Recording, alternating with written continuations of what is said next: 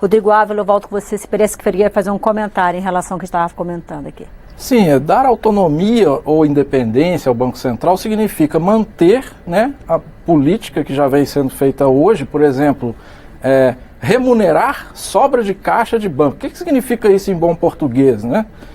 Os bancos hoje têm mais de R$1 trilhão que poderiam estar sendo emprestados a juros baixos para as pessoas, para as empresas. Mas o que o Banco Central faz? Ele recolhe esse R$1 trilhão e remunera para os bancos, né? Se a gente pega nos últimos 10 anos, né, o que se gastou com isso foi nada menos do que R$1 trilhão pagos para os bancos para remunerar a sobra de caixa deles com dinheiro público. Isso aí é mais do que a suposta economia, né, que se falou com a reforma da Previdência no mesmo período, né, se dizendo que o problema do país seria a Previdência, quando na verdade é a política do Banco Central, que gera o verdadeiro rombo. Por exemplo, você entende que um presidente eleito, ele possa definir para o Banco Central que o Banco Central não vai adotar mais essa política monetária e não vai mais fazer essa remuneração, é isso? Por exemplo, os Estados Unidos, Europa, o que eles fizeram na crise? Botaram dinheiro na economia. Estados Unidos foi lá, inclusive salvou bancos, colocou dinheiro na economia para circular. Por isso que os Estados Unidos hoje está em pleno emprego, quase em pleno emprego, né? Por conta das políticas expansionistas. Aqui no Brasil não. Se tira R$1 trilhão da economia sob a alegação de que isso vai gerar inflação, quando é o próprio governo que gera a inflação, para gerar desculpa que tem que fazer isso, senão gera inflação. A inflação é a grande desculpa, né, para se justificar todas essas medidas que na verdade geraram essa maior crise do Brasil da história recente, uma recessão absurda. Se o Banco Central tivesse realmente preocupado com o emprego, nós não estaríamos na maior crise da história do país, né, porque priorizou um combate à inflação equivocado.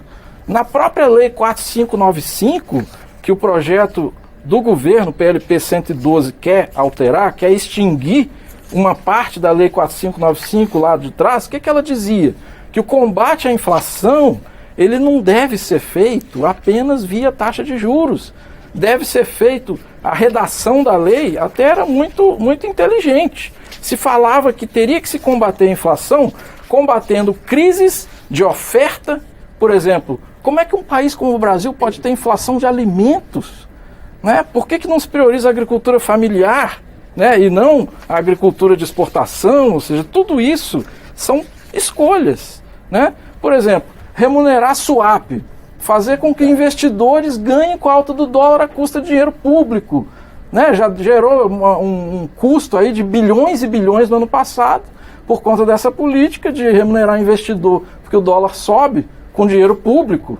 Né? E aí agora se quer dar autonomia, inclusive no projeto do governo, se quer permitir, legalizar, colocar em lei complementar que o governo pode remunerar swap, pode sim remunerar sobra de caixa de banco, pode inclusive tem autonomia e está acima do governo, ou seja, inclusive os diretores não serão passíveis de responsabilização por atos praticados no exercício de suas atribuições. Isso é o projeto do governo, espero que isso não entre no substitutivo.